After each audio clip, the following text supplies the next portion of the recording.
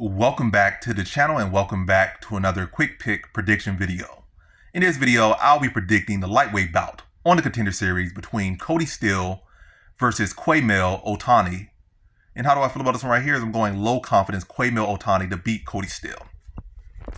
And this seems like a matchup for, I don't know what they're trying to do.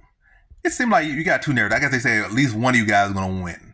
And maybe it's going to make pushes to fight. Cody Steele, you got the undefeated. He was a solid grappling guy, nothing too crazy. And very much emphasis on nothing too crazy. He wasn't like, this is a Rotolo or something. Or this is Gordon Ryan. Or this is, what's his name? Whatever that guy named, that little Italian name. Always eats pizza and pasta, whatever his name is. Massimi or something? Nicky Massimi or something? Whatever his name is. But Mickey Massimi. He's not that. He's a solid grappler. He has solid accolades. He's been in with some good guys. He held his own with some good guys. But I feel like he really hasn't accomplished so much in the grappling department as far as these guys that actually, the names. And we also, this is a track record where, you've been in it with the best guys, but did you beat the best guys? I went to a decision. It was competitive enough. Or I got a takedown on the guy, It took him 2 minutes to pass my guard. But that's not enough. I need to see you beating the best guys, not just competing, because those guys come in here and they get starched.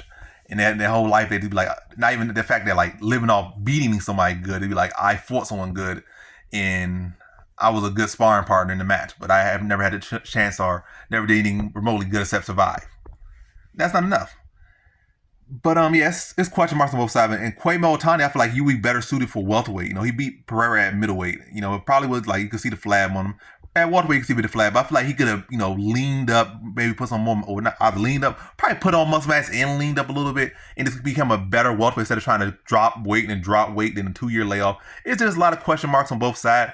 And Kody Steele, he's a grappler, but I don't feel like he's, even though they try to size his wrestling up in grappling in BJJ, I didn't really see no impressive wrestling in his BJJ. Haven't seen no real impressive wrestling in his MMA fights, and he's been fighting in cans. You might say it could be a two-parter. Are you not going for takedowns because your takedowns really aren't the best, or are you trying to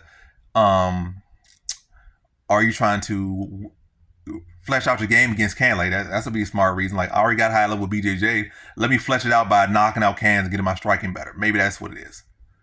But and even in fights he did get submissions, he's submitting guys that 0-8 and 1-2. He submitted some cans, and that's then you see guys that go and fight that guy, the guys he beat, and they submitted them in a minute and 32 seconds in the first round, and they don't have no great grappling backgrounds. And a lot of times these grappling guys, their grappling don't fully translate. They could be a D1 wrestler, gold medalist. Their wrestling don't translate to combat sports. Your judo doesn't translate to MMA. Your BJJ don't translate to MMA. So it could be one of those cases. I feel like, a lot of times when those guys lose, that's like Kody Steele coming, a lot of, okay enough hype. They lose guys like Quemuel Ottoni, who just got the dog factor. He's fought good competition, or at least decent competition. Still has not yet fought decent competition. He fought one guy that's 8-1, but that was a fake record. And that guy clearly wasn't that good. That was the guy who got submitted in 1 minute 32 seconds or something. Or either way, guy got tuned up by somebody else who was like 6-3 or something. So it's not like that was some real good guy. But Quemuel Ottoni at least has tested himself. I feel like Steele had just been can crushing. And Ottoni does seem at least well rounded. It's definitely Steele's definitely live here. And definitely concerns wise, Ottoni hasn't fought in 2 years and he's dropping even more weight, and is that gonna prove his skill or not? But I feel like Ottoni has been in those dog fights. That Pereira fight was definitely a dog fight. And a lot of guys, even back then, would have got knocked out by Pereira in MMA. And he took good shots. He was rocked and he battled through. Even I feel like hurt Pereira on the feet a bit before he got the takedown and sub Pereira. So he does have that dog factor. And I feel like still, as far as in MMA, BJJ maybe got that dog factor, but MMA, does your grappling, does who you are really translate to MMA? I can't really say that yet. Ottoni, at least, even with the layoff, he'll be the bigger guy. And I think he'll be able to push the pace. I don't think his card is going to be so affected.